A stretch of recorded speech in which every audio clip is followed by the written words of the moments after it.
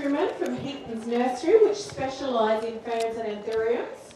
So as you can imagine, growing up around these plants and in this industry, Jack didn't have a choice, did he? No. All of this stuff that he knows because he learnt it when he was knee-high to a grasshopper and has not stopped learning since. Jack's the sort of person who's always looking to learn and further what he knows. And he's brought a lot of new ideas and technology towards the nursery and will continue to do so. But he comes from such a strong background that I really encourage you now to take the time and learn from an absolute expert. Thanks for coming, Jack. Thanks for having me. So my name's Jack Heaton. I'm from Heaton's Nursery, and today we're going to talk about how to keep your ferns and anthuriums alive and looking healthy. So a bit of background about the nursery. My grandparents started it back in 1976. My parents then took over in 96, and my parents bought the block next door back in 2000, and now the nursery expands over the two blocks there. In 2004 is when we started bringing the anthuriums. We get them in from Holland, and then I started full time in 2017. So there's over 1,000 different varieties of anthuriums, and we get them in from Holland. They come in tissue culture, so tiny little plants, and then we grow them on from there up into all different sizes, as you can see here. It takes, so from this, to get to this here, you guys see this for sale here, that can be up to 4 years from when we order it to you guys seeing it here. So that means we have to put our next order in soon after the show, and you won't see that plant that we order until 2026 potentially. So they are slow growing to get them through, but then from about this size to this size in summer is only about 3 months. So once they start to get bigger, they're pretty quick. There's over 20,000 different varieties of ferns. Ferns have been around before the dinosaurs, so they've been around for a very long time. Ferns don't die of old age, they have to be killed. So if your ferns died, it's not too old. So the two of the most common questions we get asked is how to keep my maidenhair alive and why has my anthurium stopped growing. So that's what we're going to go over today. So more often than not, maidenhairs get overwatered or underwatered, either or depending on where they are, which is what we'll go through. And then the anthuriums often stop flowering because they don't have enough light. That's more often than not is that with the light. So, and there's no such thing, we always get asked, can we put our ferns and anthuriums outside or in the garden? There's no such thing as an indoor plant. It just means it comes from a shaded environment. You know, a rainforest is where a fern comes from. We have ferns and anthuriums growing throughout the garden at the nursery everywhere, and they look just as good as they do in a pot. So first we're going to go through positioning of your plant and watering and where it sits. So who waters on a set day? Or who waters once a week? And then who waters when they remember? Most people. That's the most common. So we're going to go through why that doesn't really work and then give you a few ideas on how to make it easier for yourself and better and save a lot more water. Ferns and anthuriums can take about 3 in summer, so they like a lot of light, not direct sunlight. So in summer they can take morning and afternoon sun. So in the morning that's about by 7:30 they got to be in the shade. So it's quite early, and then in winter they can stay out until about 10 o'clock. And then that between sort of 10 and 2 in winter is when it's too light from. Between 7:30 and 3 o'clock is when there's a lot bigger window there. So if you've got this maidenhair, you know, most indoor plants grow the same. The maidenhair is just a bit more delicate. So we'll look at this. So if you've got your maidenhair sitting on the entry table, looks nice, everyone walks in the door, and it's horrible weather like it was last week. It was cold, it was raining and terrible. that plant needs watering maybe once a week at the most. If it then turned around to a strong northerly, northwesterly, very dry, blowing like this all day, that plant could potentially need watering once a day. So with the maidenhairs, the anthuriums, if it turned around and it starts getting real dry, the anthuriums can get very dry and they'll be fine. And the maidenhair, if you miss watering, that's when they die, because they don't last too long without water. And then now, so everyone always wants to put their maidenhair on the in the bathroom where it looks real pretty, but it gets no light. And so if that's sitting there, that then again needs watering maybe once a week at the most, if it's bad weather and it's wet and raining and cold. And same again on the TV. If you water that too much and it's sitting on the TV, you're probably likely to kill your TV before your maidenhair. So it takes 3 months to drown a fern. Whose ferns last about 3 months?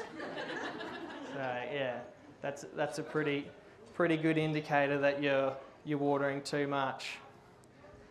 So if ferns will last in your bathroom or in your lounge room where it's dark, they'll last there and they'll look okay. They just won't grow with that because they don't have enough light. So if they're not growing but they're still surviving, it means they don't have enough light. If you've got your anthurium in there and it stops flowering, it means it doesn't have enough light. But it'll keep growing, you just won't see any flowers on it, which happens more often than not. So we always suggest having 2 plants, whether it's 2 ferns, 2 anthuriums, whatever. One where you want to put it, if it's in your bathroom or in your lounge room, and then one out in the kitchen windowsill where it grows well, and then swap them around each week or however often you want to keep them both growing, both looking good. So whether it's the same plant, I suggest 2 ferns or 2 anthuriums. Get more if you want. So yeah, that's what we suggest. We find the best thing to do. If anyone here ever use saucers for their plants? So I always suggest using a saucer. I know some people don't like them. A lot of people say, they don't work. That's because you leave it too wet. The saucer's too big or it gets watered too much. So most plants like to dry out before they get watered. If you leave a maidenhair too long dry, it will die. So it's a bit touch and go there. So put a saucer underneath and only water when that saucer's dry. Let it dry out before you water it. Otherwise, it'll start to rot, it'll get wet, it'll drown eventually. So if you've got all these different size plants, there's 3 different size pots there. You can now start to see why watering all your plants at once doesn't really work, because this holds a lot more potting mix, there's a lot more water available to the plant. It's bigger, it uses more water. So that's why it's difficult to water all at once. So if you've got saucers and if you have 8 different plants or so, get 12 different saucers or however many different sizes and put them under your plants, because some plants will use more water than others depending on varieties, and just muck around with it. If the saucer has got water in it for more than a week, it means the saucer's too big, or put less water in the saucer. Makes it easy. So maximum of about a week, and then let it dry out. So otherwise you'll start to get that rot in the plant and it'll start drowning because it's staying too wet. They don't like wet feet. They like to dry out before you water them again. So yes. Any questions on watering at all so far? It's collecting the water.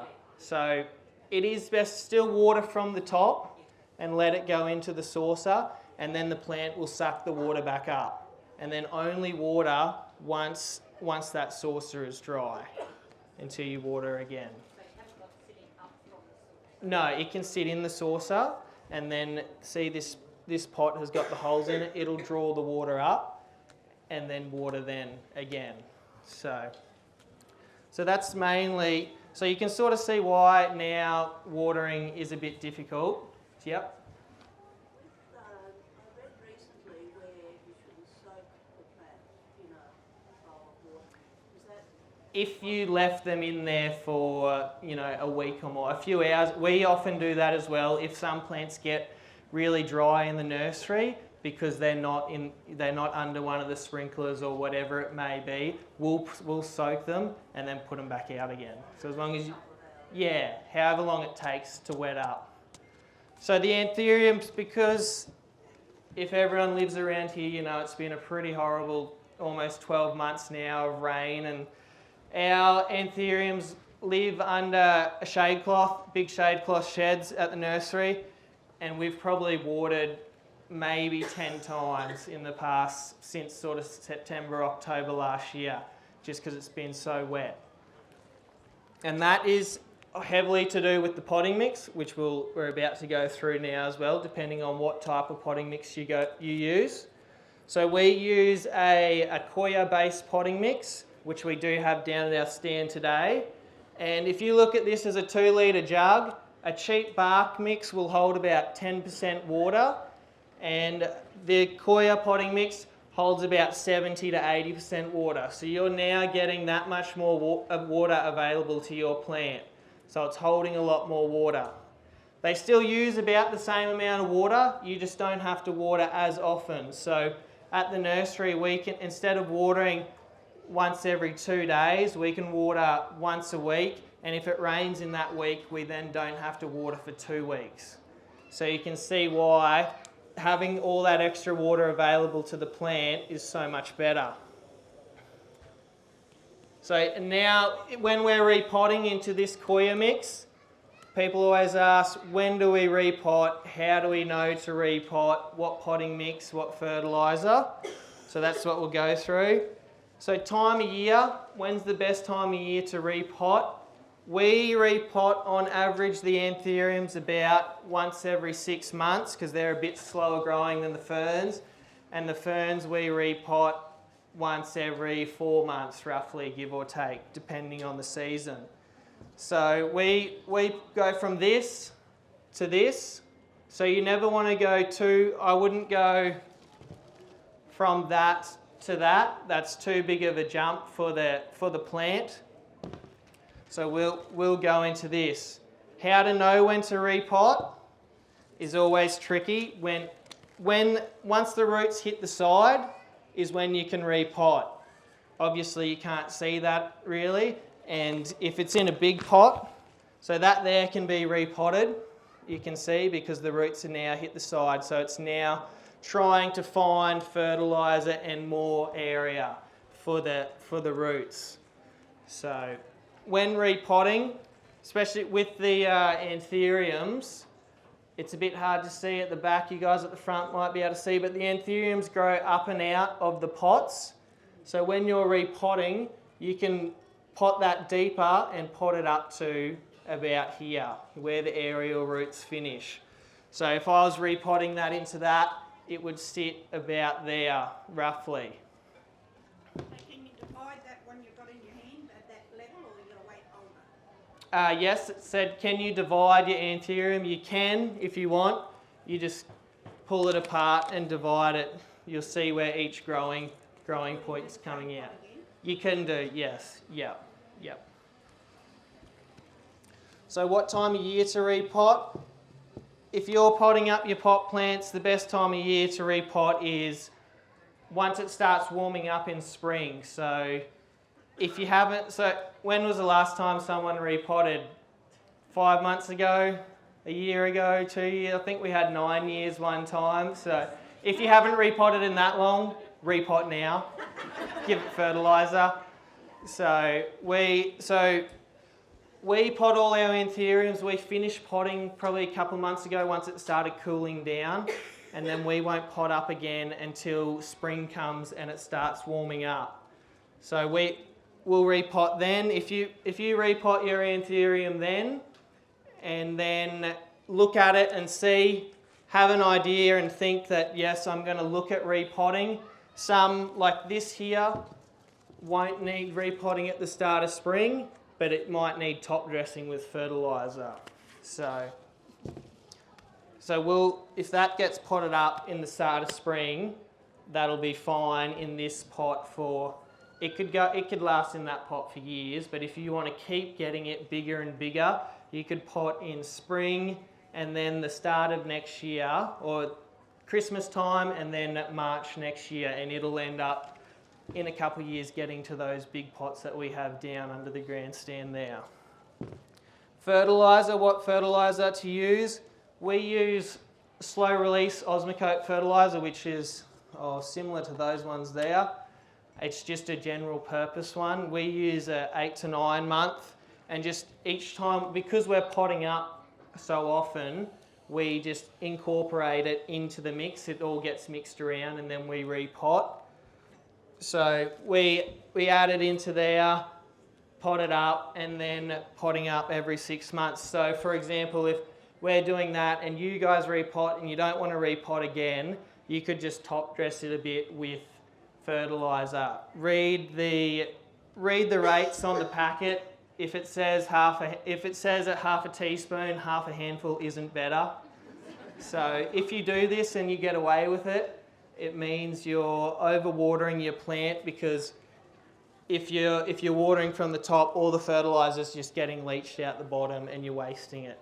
So again, if you've got a saucer underneath there and you over fertilise it and it comes through, it'll suck it back up and then probably eventually kill it because it's too much fertiliser for it. So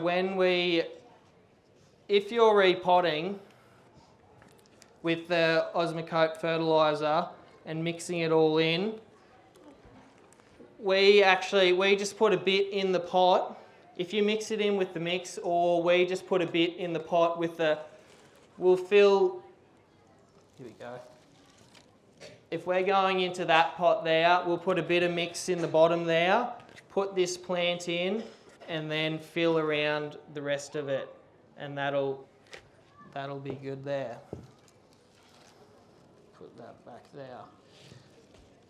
Our ferns are the same, basically, so that pot there and that pot there are just different colour, but they're actually the same size, and it's the same, we'll go up into this size pot with the same potting mix and the same fertiliser. So it's all very similar. Any more questions so far? Yep. When we come to repot our anthuriums in spring. Oh, just come buy a new one from us. So if you clean it up, if you want to keep it in the same size pot, you have a nice decorative pot that you really like, and you want to keep it in that size pot, but it looks like this, it's getting too big. Brush all that mix off, which will be the same for you. Take all the mix off it, and then pot it deeper again. So you clean it all up, and you can cut all the roots off. It won't kill the plant if you want to keep it in that same size pot, or if you want to clean it up like you are. You can cut the roots off and then pot it deeper and put new fresh potting mix, and now that you're incorporating the fertiliser into the pot and mixing around, you're giving it fresh potting mix and fresh fertiliser, and it'll be fine again for another 6 months. So that fertiliser, so we use an 8 to 9 month fertiliser like I said, but we're repotting every 6 months. So that 8 to 9 months is based off Melbourne, like South Australia, Melbourne, those temperatures, where their growing season is only 6 months of the year over summer, whereas up here it's more like 6 months, and our growing season is 9 to 10 months of the year. We have 2 weeks minus this year when it's been freezing for a while, but last year when we had 2 weeks of cold weather, basically, that's sort of the only time they won't grow. So your anthuriums, they won't, especially now while it's cold, they'll hardly grow.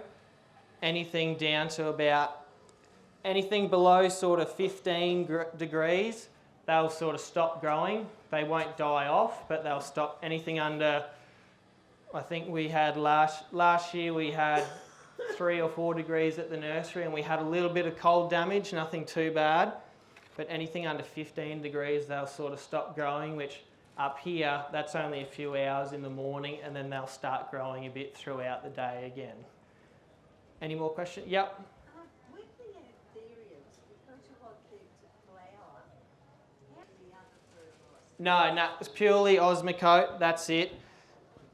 We use a few trace elements which you can buy. You can buy slow release fertilizer. So when you're buying fertilizer, get it with trace elements in it. It'll say on the packet, the bucket, or whatever it might be. It'll say on there what it's got on it. So just an slow release fertilizer with trace elements. And yep. Yep. So you can burn or cut it off. So a lot of if anyone's been down to the grandstand yet to see where we are, we have a few of the big hanging ferns on display. Before we go home, we'll just cut them right off to nothing, take them back and let them grow again, which cleans them up again and makes them nice. And then I'd top dress at the same time, top dress with fertilizer. If you use liquid fertilizer and it's working, then keep doing it, that's great. How we do it at the nursery, we don't use liquid fertilizer, but it is just as good depending on how you use it. If you want it to get big, if you like that pot where it's in, I wouldn't bother repotting it. I would put fresh mix in there with it. But if you like the pot that it's in, I'd put it back into there. I'd take as much mix out as you can. So if you can pull it out, which it starts to get hard on the really big ones, brush all that mix off and then put fresh mix in there, incorporated with fertilizer as well. Yep.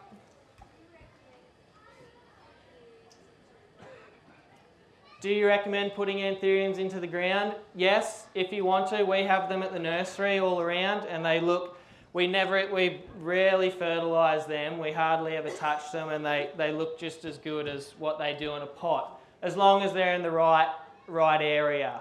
So, growing an anthurium, everyone says, oh, it's really hard.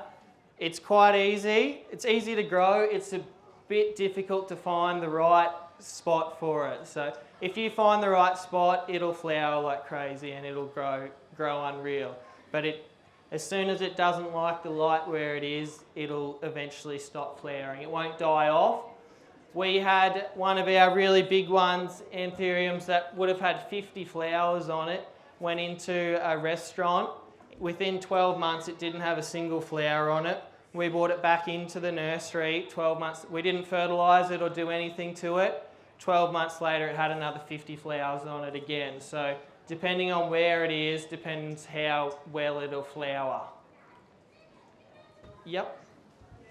Just with other things than maidenhair ferns, I live on an acre with a lot of tropical, So you can cut it off. It won't kill it. I know you probably don't want to. But that's sort of you can be quite rough with them and they won't die, but you just have to work around it. We often will cut the pot in half depending on what it is or how to get it out. So she's asking, when do you add the fertiliser into the coir? Do you mix it all in or do you put a little bit into the pot? So the coir comes in these compressed bricks that's dried out. So 2 of those blocks, which we have down there, will make 100, so just a standard wheelbarrow full if you add 50 litres of water. That can sort of vary. You just add a bit of water as you go.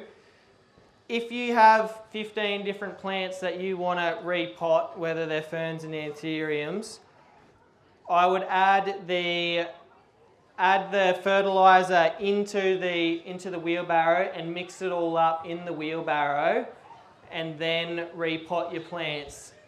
And then if you don't use it all, that fertiliser still lasts a while. But if you're only potting one plant, I'd wet up your coir, wet up your potting mix, and then just add the fertiliser into the pot at the recommend. It'll tell you how much fertiliser per per litres of the pot, and I think this pot's about 2.4 litres, and it'll tell you that on the packet. So that coir, once you wet it up, it'll last 2 years in that wheelbarrow. You don't have to worry about using it all straight away. It won't matter because it can just sit in that wheelbarrow. But if you incorporate all the fertiliser, but you're not going to pot up for another 12 months, you will have lost that fertiliser by the time you come round to potting again. Yep, in the hat. Yeah, we just use the Prills, which is what that is there. If you do liquid fertilise and you like it, you like doing it, go for it. It's just the way that we pot up. It's easier for us to incorporate it in the mix, and we find it works just as well. Yep. Do you repose the whole plant or just ever? Does it? No, it doesn't. They grow under shade cloth, so if it rains, they get wet. The Anthuriums quite like it. The ferns don't as much. So if you're watering it, all our ferns in the nursery get watered from the bottom up.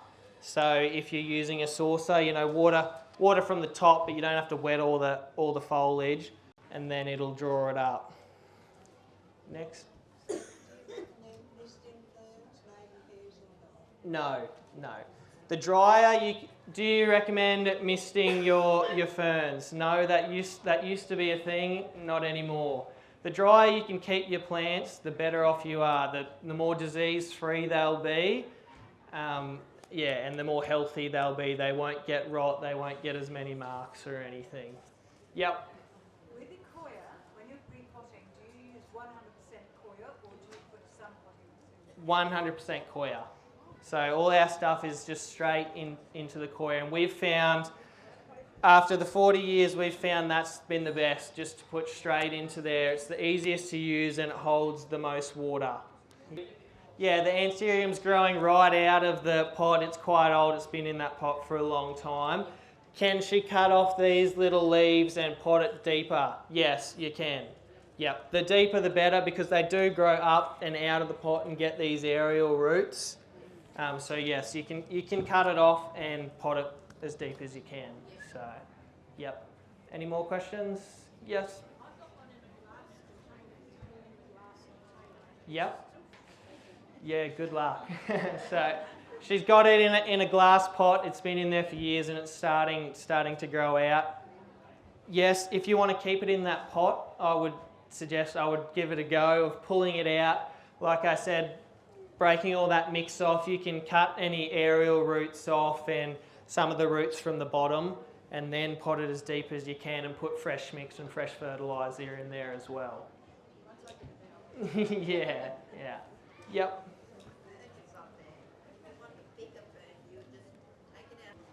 Yeah, yep, so this is still small enough for that pot, so I wouldn't repot that until it starts warming up in spring, and yes, just as you keep potting up, it will get bigger and bigger until, these get quite big. Yeah. If you want to keep it, they'll always grow. It's like humans. If we keep eating, we'll always grow. Maybe not the right way, but if you keep it in the same size pot, obviously this can't get this big in a tiny little pot. So it won't grow, this big in that size pot, obviously. Any more questions? Yep.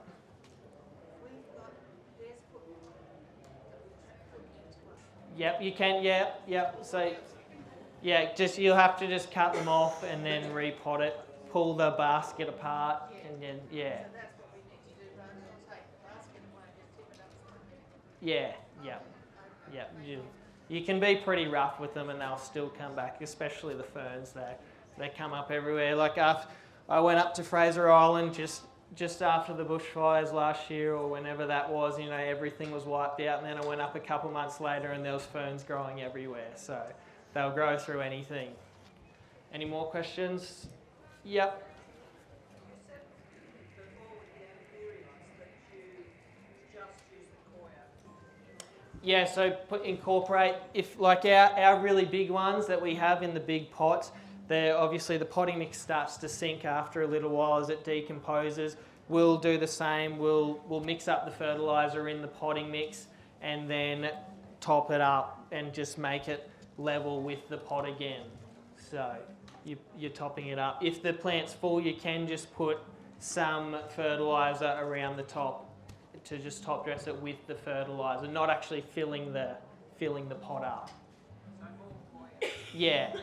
If it's starting to sink and you don't want to repot it. Yep.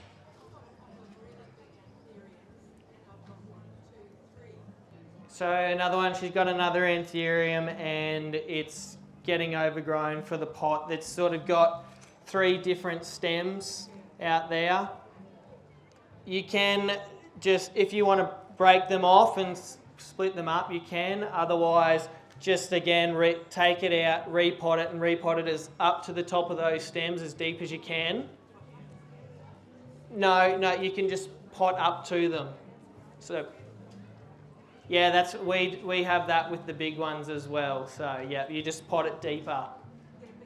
Yeah, get a bigger pot. So, yeah.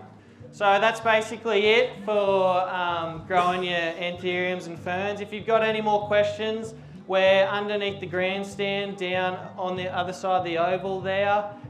We have a few staff in there that are more than happy to answer your questions. So thank you very much for your time. Come down and see us.